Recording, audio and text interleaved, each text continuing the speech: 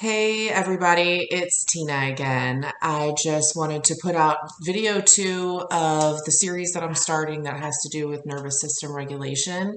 And so after my introduction video, I decided we're going to just break it down into micro topics.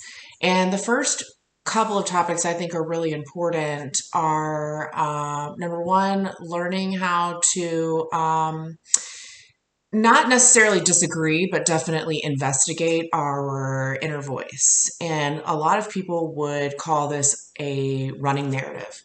There's always, especially for people that think in words, there's definitely a narrative running in the background of everything that we're thinking, right? So we're at work, someone, comes through, maybe their high isn't as enthusiastic as we're used to.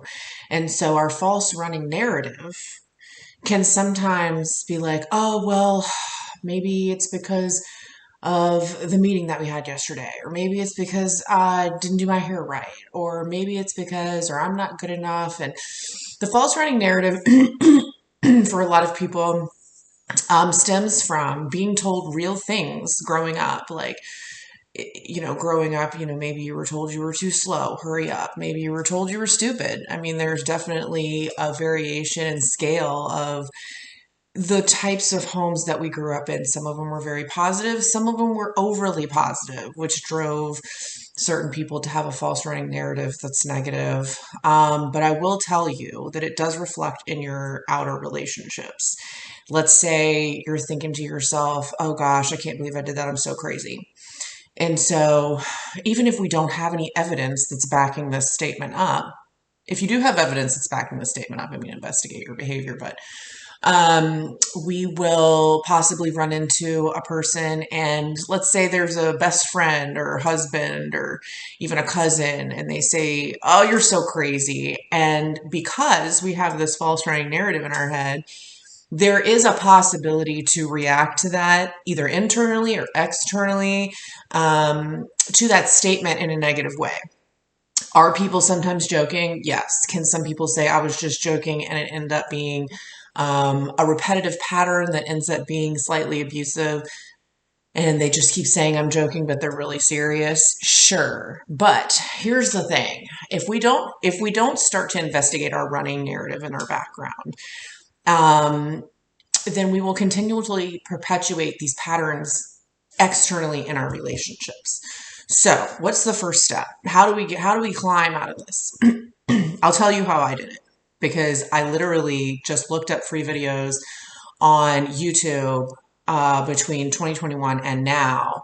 Anytime I ran into a trigger, anytime I ran into a problem, a behavioral issue, sometimes I found out I was the problem.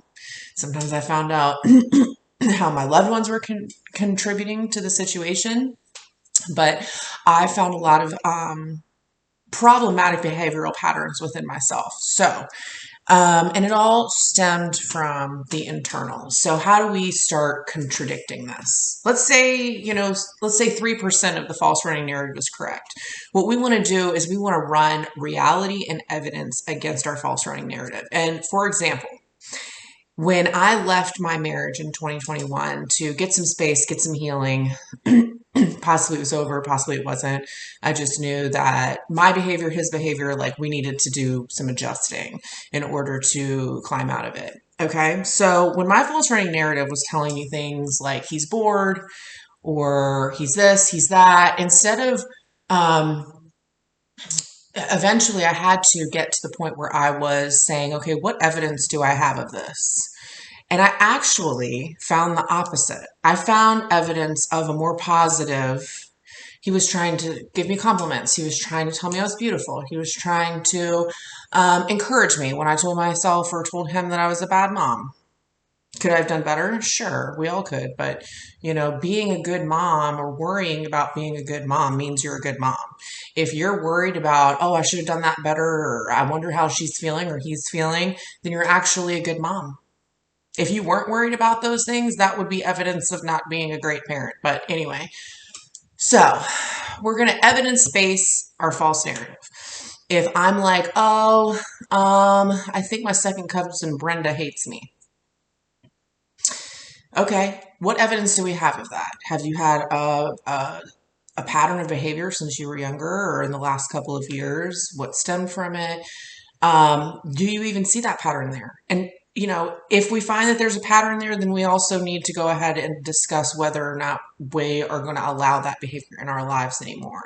If the false running narrative comes back with evidence, this person is not great for me, not great for my internal dialogue, not great for, I just get triggered when I'm around this person. Let's distance, let's fall back. We don't have to have a knockdown blowout conversation. We don't have to overly explain ourselves.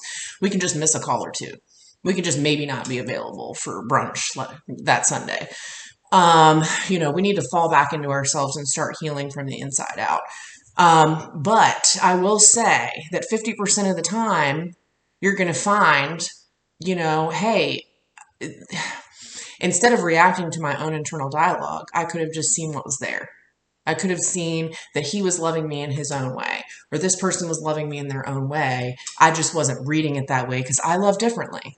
And that's a whole nother bag of worms that we're going to get into another time. But I would say for right now, while we're trying to battle this false running narrative, we need to go ahead, observe our own thoughts, ask ourselves what evidence we have to back up whatever story our false narrative is telling us, and go from there. What adjustments do we need to make within ourselves? What adjustments do we need to make in our external world with who we're allowing into it and where we're allowing ourselves to be?